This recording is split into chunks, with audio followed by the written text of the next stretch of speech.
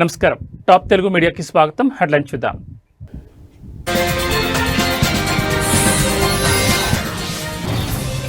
తెలంగాణ సర్కార్ కీలక నిర్ణయం. ఈ నెల 30 నుంచి అసెంబ్లీ సమావేశాలు ప్రారంభం.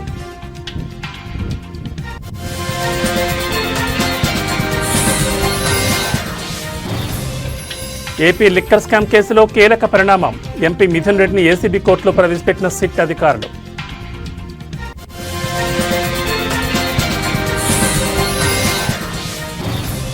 ఏపీలో భారీ వర్షాలు, పలు జిల్లాల్లో స్కూళ్లకు సెలవు.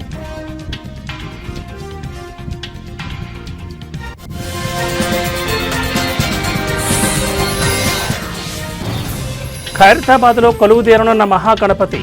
హైదరాబాద్లో 10 రోజుల పాటు ట్రాఫిక్ ఆంక్షలు.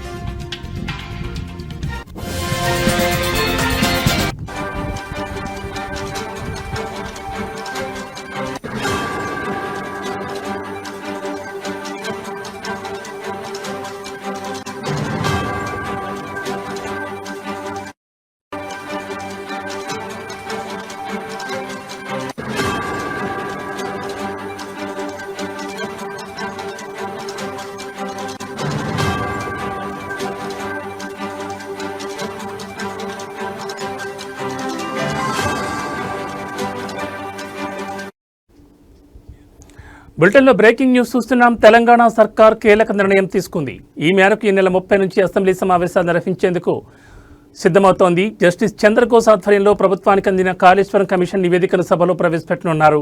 మొత్తం 5 రోజుల పాటు అసెంబ్లీ సమావేశాలు నిర్వహించబోతున్నట్లుగా విశ్వసనీయంగా తెలుస్తోంది. కాగా జస్టిస్ చంద్రఘోష్ కమిషన్ నివేదికపై ప్రభుత్వ నిర్ణయాన్ని ఇప్పటికే అడ్వకేట్ జనరల్ సుదర్శన్ రెడ్డి హైకోర్టుకు తెలిపారు. కాళేశ్వరం ప్రాజెక్టుపై అందిన నివేదికను అసెంబ్లీలో ప్రవేశపెడతామని, అనంతరం బాధ్యులపై చర్యలు తీసుకుంటామని కోర్టుకు ధర్మాసనానికి విన్నవించారు. ఈ నేపథ్యంలోనే అసెంబ్లీలో కాళేశ్వరం నివేదికపై కాంగ్రెస్ బీఆర్ఎస్ పార్టీల మధ్య మాటల యుద్ధం ఏ రేంజ్లో ఉండబోతుందోనని ఇరు పార్టీల శ్రేణులు ఆసక్తిగా ఎదురుచూస్తున్నాయి.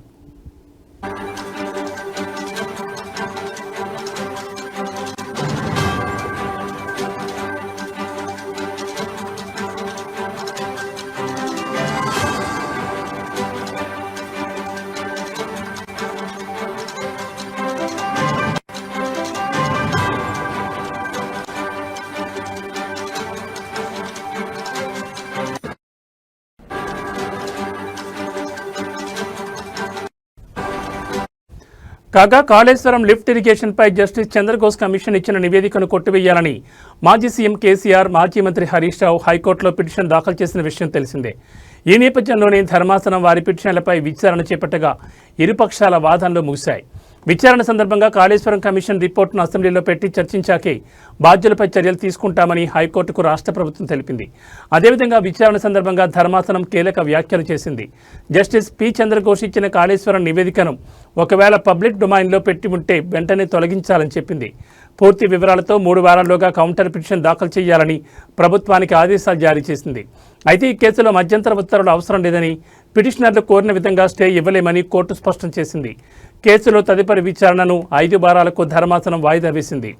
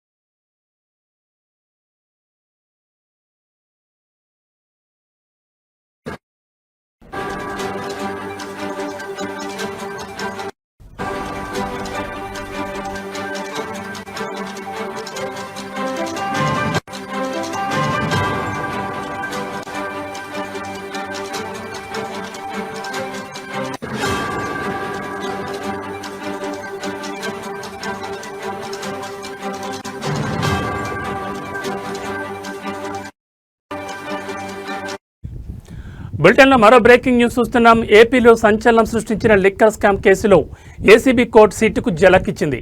లిక్కర్ స్కామ్ కేసులో సిట్ దాఖలు చేసిన ఛార్జిషీట్ల మీద అభ్యంతరాలు వ్యక్తం చేసింది. 2 ఛార్జిషీట్లలో 21కి పైగా అభ్యంతరాలను న్యాయమూర్తులు తెలిపారు. నిందితులందరికీ ముద్దాయి కాపీలు అందజేశారా అని ప్రశ్నించారు. ఈ కేసుకు అవినీతి నిరోధక చట్టం ఎలా అప్లై అవుతుందో చెప్పాలని అడిగారు. ఈ కేసులో సిట్ ఎంతమందిని సాక్షులుగా విచారించిందో వివరాలు ఇవ్వాలని కోరారు. ఎంతమంది సాక్షుల దగ్గర 164 స్టేట్మెంట్ రికార్డ్ చేశారని ప్రశ్నించింది ఏసీబీ కోర్టు. మధ్యవర్తుల రిపోర్టులు, సీజర్ రిపోర్టులు సమర్పించాలంది. మరోవైపు ఏపీ లిక్కర్ స్కామ్ కేసులో ఇవాళ 12 మంది నిందితులను ఏసీబీ కోర్టులో హాజరుపరిచారు సిట్ అధికారులు.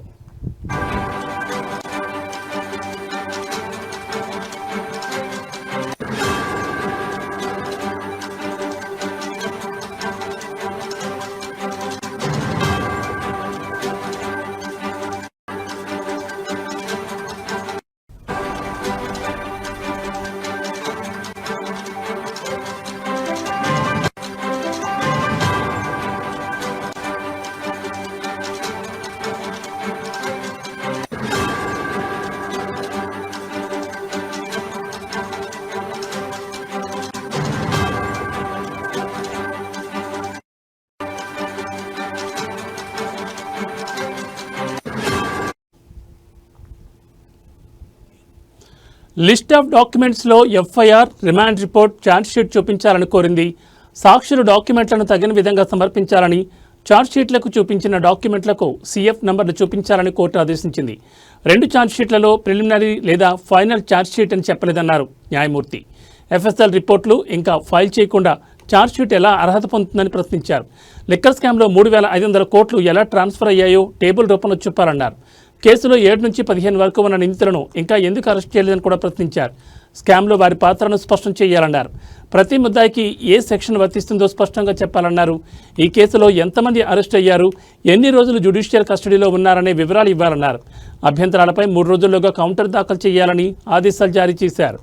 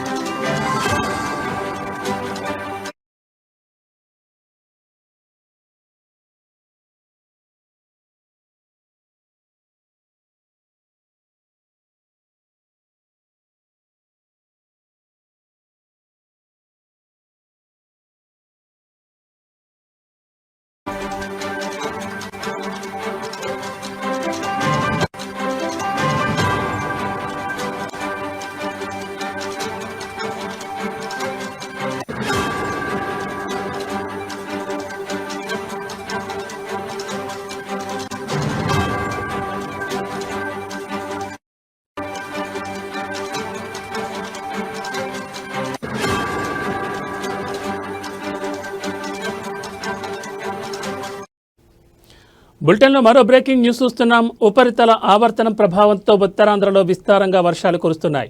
మరో 24 గంటల్లో వాయువ్య బంగాళాఖాతంలో అల్పపీడనం ఏర్పడనుంది. వీటి ప్రభావం వల్ల మరో 3 రోజుల పాటు పలుచోట్ల భారీ వర్షాలు కురుస్తాయని విశాఖ తుఫాన్ హెచ్చరికల కేంద్రం ప్రకటించింది. ఆరెంజ్ బులెటిన్ హెచ్చరికలు జారీ చేసింది. అల్లూరు జిల్లాలో జలపాతాలు ఉప్పొంగి ప్రవహిస్తున్నాయి. దీంతో చాపరాయి, డుడుమ, సరియ టూరిజం కేంద్రాలను యంత్రాంగాన్ని తాత్కాలికంగా మూసివేశారు అధికారులు. అటు విశాఖ తీరం అలజడిగా మారింది. సముద్రం చొచ్చుకుని రావడంతో తీరం పెద్ద ఎత్తున కోతకు గురవుతోంది.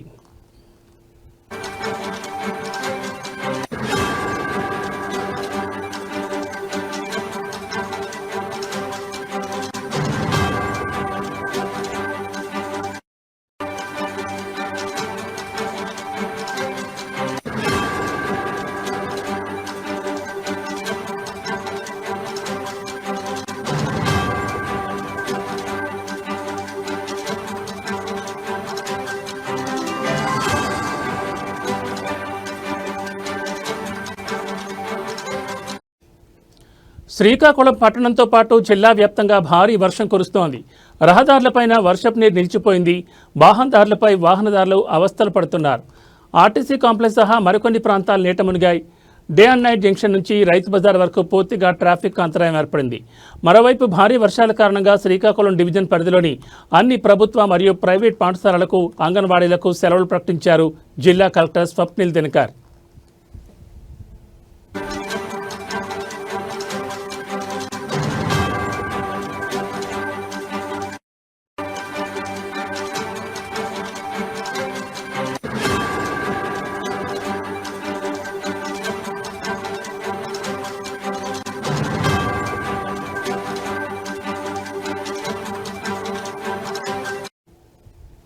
ఇక బంగాళాఖాతంలో అల్పపీడనంతో ప్రభుత్వం అప్రమత్తమైంది. అల్పపీడనం ప్రభావంతో ఉత్తర కోస్తా జిల్లాల్లో పలుచోట్ల వర్షాలు కురుస్తున్న నేపథ్యంలో హోంమంత్రి అనిత సమీక్షా సమావేశం నిర్వహించారు. అన్ని జిల్లాల్లో కంట్రోల్ రూమ్స్ ఏర్పాటు చేయాలని ఆదేశించారు. లోతట్టు ప్రాంత ప్రజలను ఎప్పటికప్పుడు అప్రమత్తం చేయాలని అధికారులకు సూచించిన ఆమె క్షేత్రస్థాయిలో అధికారులు అందుబాటులో ఉండాలని స్పష్టం చేశారు. సహాయ చర్యలకు ఎన్డీఆర్ఎఫ్, ఎస్డీఆర్ఎఫ్ సిద్ధంగా ఉండాలని సూచించారు. ప్రమాదకర హోర్డింగులు, కూలిన చెట్లను వెంటనే తొలగించాలని హోంమంత్రి అనిత ఆదేశించారు.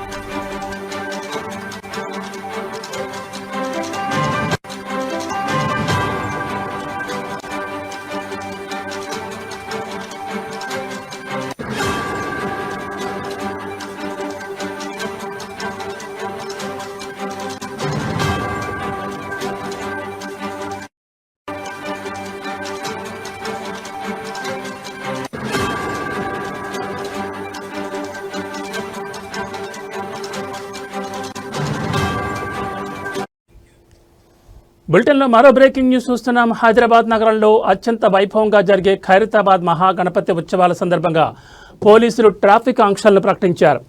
రేపు బడా గణనాథుడు కొలువుదీరనున్న నేపథ్యంలో భారీ సంఖ్యలో తరలివచ్చే భక్తుల రద్దీని దృష్టిలో ఉంచుకుని ఈ చర్యలు చేపట్టారు. రేపటి నుంచి సెప్టెంబర్ 6వ తేదీ వరకు మొత్తం 10 రోజుల పాటు ఈ ఆంక్షలు అమల్లో ఉంటాయని నగర ట్రాఫిక్ విభాగం స్పష్టం చేసింది. ఉత్సవాల సమయంలో ఖైరతాబాద్, షాదన్ కాలేజ్, నిరంకారి, పాత Saifabad, police station, mint compound, necklace rotary వంటి ప్రాంతాల్లో వాహనాల రద్దీ అధికంగా ఉండే అవకాశం ఉందని అధికారులు అంచనా వేస్తున్నారు. ఈ నేపథ్యంలో వాహనదారులు ఎలాంటి ఇబ్బందులు పడకుండా ప్రత్యామ్నాయ మార్గాల్లో ప్రయాణించాలని సూచించారు.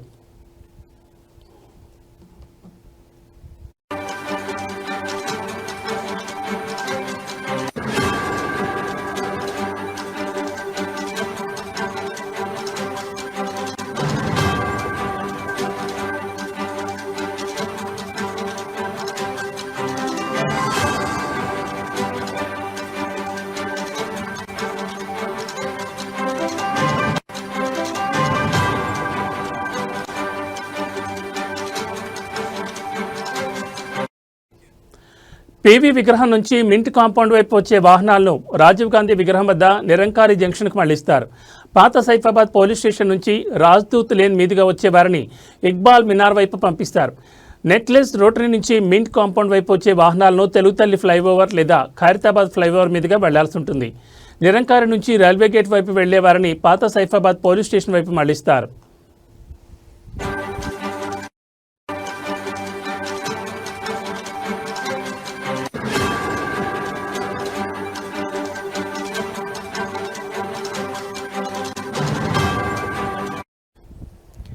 స్వామివారి దర్శనానికి వచ్చే భక్తుల కోసం ప్రత్యేక పార్కింగ్ స్థలాలను ఏర్పాటు చేశారు. నెక్లెస్ రోటరీ, ఎన్టీఆర్ గార్డెన్ వైపు నుంచి వచ్చే వాహనాలను ఎన్టీఆర్ ఘాట్, ఐమాక్స్ పక్కన ఉన్న హెచ్ఎండిఏ పార్కింగ్ స్థలంలో, ఐమాక్స్ ఎదురుగా ఉన్న ఖాళీ ప్రదేశంలో పార్క్ చేసుకోవచ్చు. ఖైరతాబాద్ జంక్షన్ నుంచి వచ్చేవారు తమ వాహనాలను విశ్వేశ్వరయ్య భవన్లో నిలుపుకోవాలని అధికారులు సూచించారు. రద్దీని నివారించేందుకు భక్తులు వీలైనంత వరకు మెట్రో, ఎంఎంటీఎస్, ఆర్టీసీ బస్సులు వంటి ప్రజా రవాణా సౌకర్యాలను వినియోగించుకోవాలని పోలీసులు విజ్ఞప్తి చేశారు.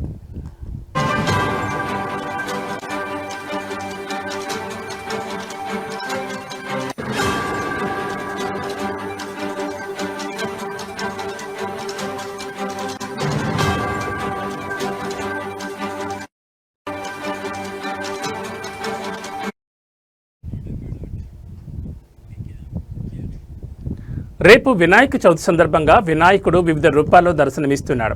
గణనాథునిగా, లంబోదరుడిగా, వినాయకుడిగా భక్తుల కోరికలను నెరవేర్చడానికి భూలోకంలో ఒక చరిత్ర విఘ్నేశ్వరుడు. నల్గొండ పట్టణంలో వైఆర్పీ ఫౌండేషన్ ప్రతి సంవత్సరం లాగానే ఈసారి కూడా ప్రజలకు వినాయకులను పంపిణీ చేశారు. ఈ కార్యక్రమంలో ముఖ్య అతిథులుగా యామా దయాకర్, వీరన్న, చంద్రశేఖర్, బండారు ప్రసాద్, శేషగిరి, అనంతాచార్యులు తదితరులు పాల్గొన్నారు.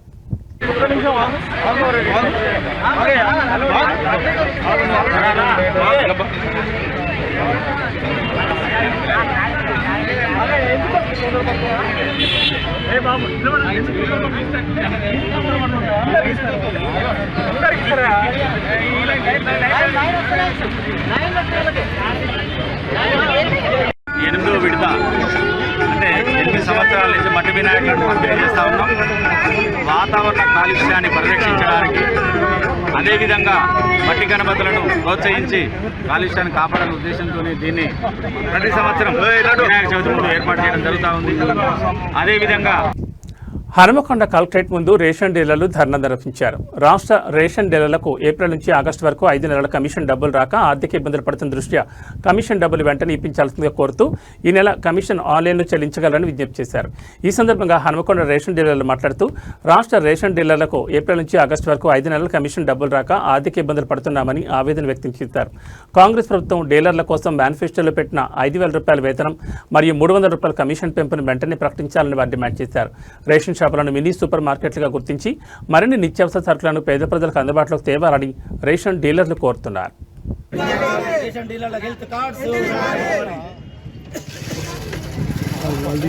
రేషన్ డీలర్లకు గత 5 నెలల నుంచి కమిషన్ ఇస్తలేదు. 5 నెలల కమిషన్ వెంటనే విడుదల చేయాలని ఈరోజు రాష్ట్ర వ్యాప్తంగా అన్ని జిల్లా అధ్యక్ష కార్యదర్శుల ఆధ్వర్యంలో జేసీ గారికి లెటర్ ఇవ్వడం జరిగినది. ఈ 2-3 రోజుల లోపల మాకు కమిషన్ వెంటనే విడుదల చేయకుంటే అతి త్వరలో రాష్ట్ర వ్యాప్తంగా ఆందోళన చేయడానికి కూడా సిద్ధపడుతున్నాం. పల్లె డీలర్లు ముఖ్యంగా చాలా ఆర్థిక ఇబ్బందులు పడుతున్నారు కాబట్టి అయ్యా ముఖ్యమంత్రి గారు, మినిస్టర్ గారు ఈ మెసేజ్ మా లెటర్స్ అందుకోగానే మా అందరికీ రేషన్ డీలర్లందరికీ గౌరవ వేతనం కానీ కమిషన్ కానీ వెంటనే విడుదల చేయాలి. అదే రకంగా 5వ తారీఖు వరకు మాకు గౌరవ వేతనం ప్రకటించకుంటే ఈ కమిషన్ 5వ తారీఖు వరకు వేయకుంటే రాష్ట్ర వ్యాప్తంగా ఒకరోజు బంద్ పిలుపునిస్తున్నాం. శాంతియుతంగా రాష్ట్ర వ్యాప్తంగా 5వ తారీఖు నాడు ఒకరోజు రేషన్ డీలర్స్ దుకాణాలన్నీ బంద్ చేస్తున్నాం. ప్రజలారా ఈ అసౌకర్యాన్ని కూడా మమ్మల్ని మన్నించాలి. ఆ ఒక్కరోజు ఈ లోపు మాకు గౌరవ వేతనం కానీ కమిషన్ కానీ వేస్తే ఆ బంద్ కూడా మేము చెయ్యం. శాంతియుతంగానే చేస్తున్నాం. కొంతమంది దుష్టులు దుర్మార్గులు ప్రభుత్వానికి వ్యతిరేకంగా పోతున్నారని వాట్సాప్లో చేస్తున్నారు. మేము ఎక్కడ ప్రభుత్వానికి వ్యతిరేకంగా పోతలేము. మా ముఖ్యమైన డిమాండ్స్ గౌరవ వేతనం వెంటనే ప్రకటించాలి, 5 నెలల కమిషన్ వెంటనే వేయాలి, రేషన్ డీలర్లకు విడుతు కార్డు ఇవ్వాలి. ముఖ్యంగా వర్షాకాలంలో మెదక్ జిల్లా శివంపేట మండలంలోని రత్నాపూర్ గ్రామంలో అంగన్వాడీ కేంద్రంలో బిందెలో చనిపోయిన ఎలుక ఉన్న నీళ్లు తాగడంతో విద్యార్థులు అస్వస్థత గురికావడంతో నర్సాపూర్ ప్రభుత్వ ఆసుపత్రిలో విద్యార్థులు చికిత్స పొందుతున్నారు. ఈ విషయం తెలుసుకున్న జిల్లా బీజేపీ అధ్యక్షులు వాల్దాస్ రాధా మల్లేష్ గౌడ్, బీజేపీ శివంపేట మండల అధ్యక్షులు పెద్దపులి రవి, బీజేపీ జిల్లా కార్యదర్శి అశోక్ సాదులతో కలిసి దవాఖానాను సందర్శించి విద్యార్థుల యొక్క తల్లిదండ్రులతో, హాస్పిటల్ సూపరింటెండెంట్తో మరియు డాక్టర్స్తో మాట్లాడి విద్యార్థుల యొక్క ఆరోగ్య పరిస్థితులను అడిగి తెలుసుకున్నారు. అలాగే హాస్పిటల్లో ఉన్న సమస్యలను కూడా సూపరింటెండెంట్కి చెప్పారు. ఈ కార్యక్రమంలో ఓబీసీ మోర్చా రాష్ట్ర ఉపాధ్యక్షులు పాపగారు రమేష్ గౌడ్, రాష్ట్ర నాయకులు పెద్ద రమేష్ గౌడ్, జిల్లా ఉపాధ్యక్షులు నారాయణ రెడ్డి, జిల్లా కార్యదర్శి ఎరుకల భిక్షపతి, బాలరాజ్, బీజేపీ నాయకులు నర్సారెడ్డి, సుధాకర్, విఠల్ నాయక్, బీజేపీ నాయకులు, కార్యకర్తలు పెద్ద ఎత్తున పాల్గొన్నారు. ఇప్పుడే కొద్దిగా హుషారైతున్నారు. మరి ఇది ఏదైతే ఈరోజు భారతీయ జనతా పార్టీ ఆధ్వర్యంలో నర్సాపూర్ గవర్నమెంట్ హాస్పిటల్లో మొన్న రత్నాపూర్ గ్రామంలో 8 నుంచి 10 మంది పిల్లలు, చిన్నపిల్లలు మరి అస్తవ్యస్త గురి కావడం జరిగింది. వారిని పరామర్శించాలని చెప్పి ఎంపీ రఘునందనరావు గారి ఆదేశాల మేరకు ఈరోజు హాస్పిటల్లో వచ్చి వారందరినీ కూడా పరామర్శించడం జరిగింది. పిల్లలందరూ కూడా కొద్దిగా ఇంజూర్ నుంచి కోలుకొని ఇప్పుడిప్పుడే కొద్దిగా హుషారైతున్నారు. మరి ఇది ఏదైతే అంగన్వాడీ కేంద్రంలో మరి బిందెలో సుందెలక పడి దాన్ని 3 రోజుల వరకు కూడా చూడకపోవడం అనేది చాలా దురదృష్టకరమైన విషయం. ఇలాంటి అంగన్వాడీ కేంద్రాలు మన మెదక్ అసెంబ్లీలో చాలా కూడా నడుస్తున్నాయి. మేము ఒకటే హెచ్చరిక చేస్తున్నాము, ఎప్పుడు కానీ చిన్నపిల్లల విషయంలో చాలా జాగ్రత్తగా ఉండాలి. గవర్నమెంట్ కూడా అదే చెప్తున్నది. వారికి నిర్లక్ష్యం చేయడం వల్లనే దాంట్లో ఎలుకను పడ్డది ఎవరు చూడకపోవడం వల్లనే ఈ పిల్లలు ఇప్పుడు ఇంతమంది అస్తవ్యస్త గురైపోయారు. మరి ఏదో అదృష్టవశత్తు వాళ్ళంతా కూడా పిల్లలు బాగానే ఉన్నారు. ఒక్క బాబుకు మాత్రం కొద్దిగా పొట్ట ఉబ్బిందని చెప్పి వాళ్ళను ఇంకొక హాస్పిటల్కు పంపడం జరిగింది. అక్కడ ఆ బాబు కూడా చాలా బాగానే ఉన్నాడని చెప్తున్నారు. కనుక అంగన్వాడీ కేంద్రాలలో మేము చెప్పడం ఒకటే ఏంటిదని అంటే పిల్లలను జాగ్రత్తగా చూసుకొని ఆరోగ్యమే మహాభాగ్యము. ఇలాంటి అశ్రద్ధ చేసి ఇలా పిల్లలను ఇబ్బందికర పరిస్థితుల్లో తేవడం కరెక్ట్ కాదు. తెలంగాణ రాష్ట్రంలోని ప్రజాప్రభుత్వం రాష్ట్ర ప్రజల సంక్షేమం కోసం అనేక రకాల ప్రజా సంక్షేమ కార్యక్రమాలు చేపడుతోందని 11వ వార్డు మాజీ కౌన్సిలర్ పి రాములు అన్నారు.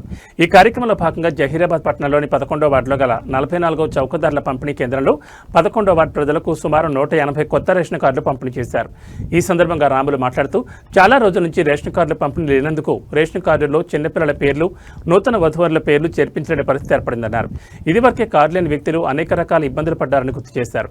ప్రజా ఇబ్బందులు దృష్టిలో పెట్టుకుని ముఖ్యమంత్రి రేవంత్ రెడ్డి తెలంగాణ రాష్ట్రంలో నిరుపేదలందరికీ కొత్త రేషన్ కార్డులు అందివ్వడానికి ముందుకొచ్చారని కొనియాడారు.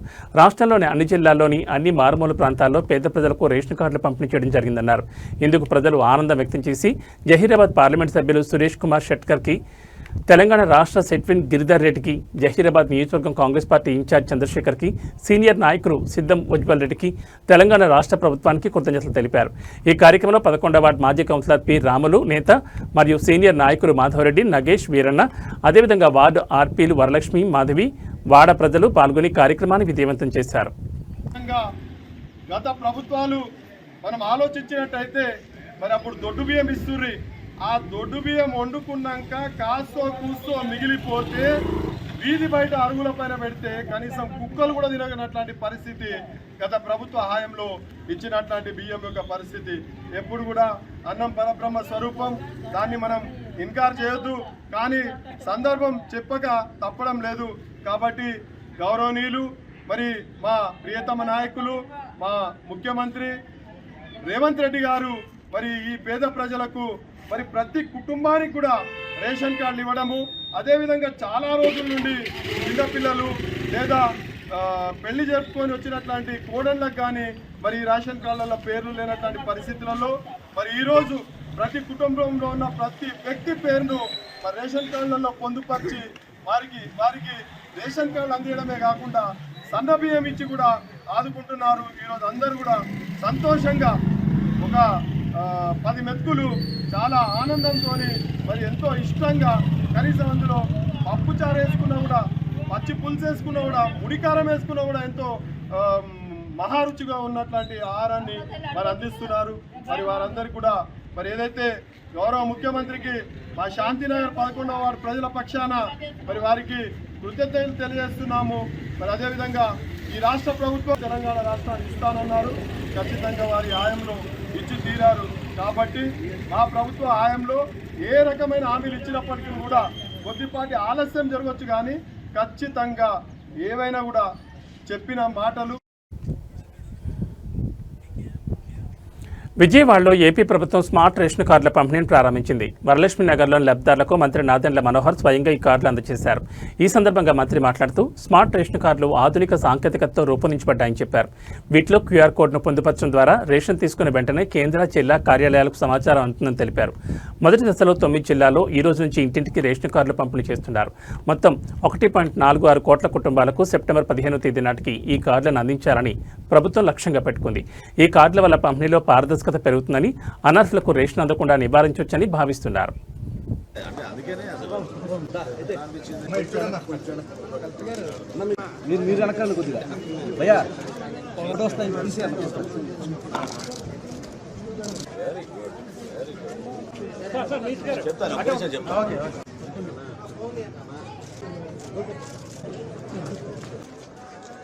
కెమెరా చూసుకోండి. Sorry okay okay.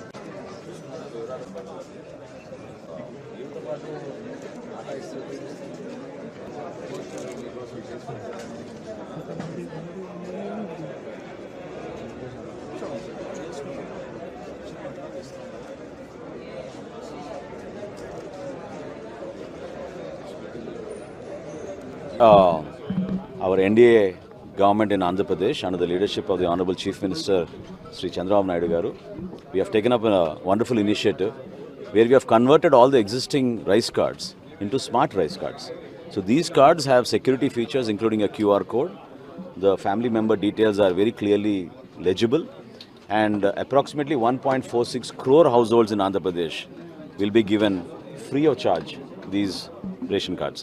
So this is a wonderful initiative.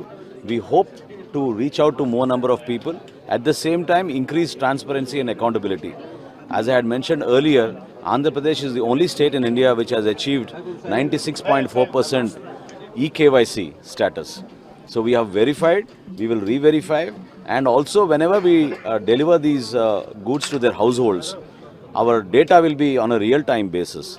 So across the state, any family member in these cards can also change their data, and that will be adjusted automatically through the integrated data approach. I also take this opportunity to thank the GSWS employees and our Civil Supplies Department officials who have collaborated to take up such a massive exercise across the state of Andhra Pradesh, because 1.46 crore households which Vijayawada పశ్చిమ నియోజకవర్గం Bhavanipuram Shri Lakshmirama cooperative society బాధితులకు Janasena party అండగా నిలబడుతుందని Krishna Penna regional మహిళా coordinator Vijayalakshmi అన్నారు. 42 ఫ్లాట్ల owners ఈ సమస్య గురించి Janasena party ఆఫీసులో జనవాణి కార్యక్రమం దృష్టికి తీసుకొచ్చారు. బాధితులైన ఫ్లాట్స్ ఓనర్స్ దగ్గరకు వెళ్లి విజయలక్ష్మి వారికి మద్దతు ఇచ్చారు. న్యాయపరంగా బాధితుల పక్షాన జనసేన పార్టీ ఎప్పుడూ అండగా ఉంటుందని వారికి భరోసా ఇచ్చారు. గత కొన్ని సంవత్సరాలుగా కోర్టు పరిధిలో ఉన్న ఈ సమస్యను ఇప్పుడు కొత్తగా పుట్టుకొచ్చిన ప్రతిపక్షంలో ఉన్న వైఎస్ఆర్సీపీ నాయకుడు ఈ సమస్యను జనసేన పార్టీ మీద మరియు నాయకుల మీద రుద్దుతూ అసత్య ప్రచారాలను చేస్తూ పబ్బం గడుపుతున్నారని ఆమె ఆరోపించారు. జనసేన పార్టీని విమర్శించే ముందు నువ్వు ఒకటి తెలుసుకోవాలని, నీకు రాజకీయ భిక్ష పెట్టింది జనసేన పార్టీ అధినేత పవన్ కళ్యాణ్.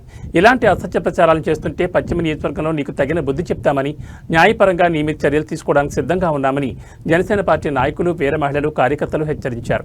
ఈ కార్యక్రమంలో జనసేన నాయకులు ఆకుల రవిశంకర్, వేవిన నాగరాజు, ప్రదీప్ రాజు, బొల్లేపల్లి కోటి, లింగం, శివప్రసాద్ తదితరులు పాల్గొన్నారు. కోర్టులో ఉన్న సమస్యని కోర్టు ద్వారాగానే పరిష్కరించుకోవాలి కాబట్టి అదే దిశగా లాయర్ల ద్వారాగా, లీగల్ సెల్ వారి ద్వారా కొన్ని సూచనలు చేసి జనసేన పార్టీ పెద్దలు కొంతమంది వాళ్ళకి అండగా నిలబడడం జరిగింది. ఈ రోజు వాళ్ళ మీదకి కొంతమంది ఆ స్థలాన్ని కబ్జా చేసుకోవాలని చెప్పి సుమారు ఒక 100-200 మందిని ఆకతాయిలు, రౌడీలు వేసుకొని వచ్చి వాళ్ళని ఖాళీ చేపిస్తుంటే మాకు సమాచారం వచ్చి మహిళల్ని ఇబ్బంది పెడుతున్నారని చెప్పి మేము కూడా వెళ్ళి మద్దతు ఇవ్వడం జరిగింది.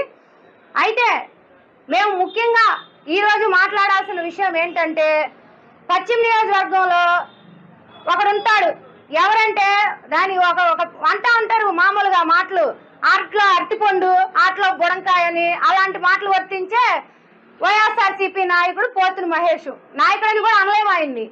ఎందుకంటే మీరు చూడొచ్చు, గతంలో జనసేన పార్టీలో నేను రాష్ట్ర కార్యకర్తని అని చెప్పి బ్యానర్లో వేసుకొని పవన్ కళ్యాణ్ గారికి నేను పార్టీని అనునిత్యం ప్రజల్లోకి తీసుకెళ్లగలను, పార్టీ కోసం నిరంతరం కృషి చేస్తానని చెప్పి ఆయన దగ్గర మన్ననలు పొంది, అలాగే పశ్చిమ నియోజకవర్గంలో అందరూ కూడా మేమందరమీ కూడా పవన్ కళ్యాణ్ గారి కోసం మేము పార్టీలోకి వచ్చి పవన్ కళ్యాణ్ మేము ఒకటే చెప్తున్నా నీకు, ఈ రోజు నువ్వు ఇంక నుంచి జనసేన పార్టీని కానీ పవన్ కళ్యాణ్ గారి గురించి కానీ ఇష్టం వచ్చినట్టు మాట్లాడితే నీ మీద మేము పశ్చిమ నియోజకవర్గ జనసేన పార్టీ నాయకులు కలిసి పరువు నష్ట దావా వేస్తాం. అలాగే అందరం కలిసి నీ ఇల్లు ముట్టడించి నిన్ను ఇంట్లోంచి బయటికి లాక్కొస్తాం. ఎందుకంటే మేము కూడా భరించాం. మితిమీరిపోతున్నావు నువ్వు. నీ మితిమీరుతానని ఇంక మేము భరించము. నీకు రోజులు దగ్గర పడి నీకు గట్టిగా బుద్ధి చెప్తాం. నీ నోరు మూసుకొని నువ్వు అదుపులో కానీ ఉండ. ఇవి బులెటిన్ విశేషాలు. మరో బులెటిన్లో మళ్ళీ కలుసుకుందాం. నమస్కారం.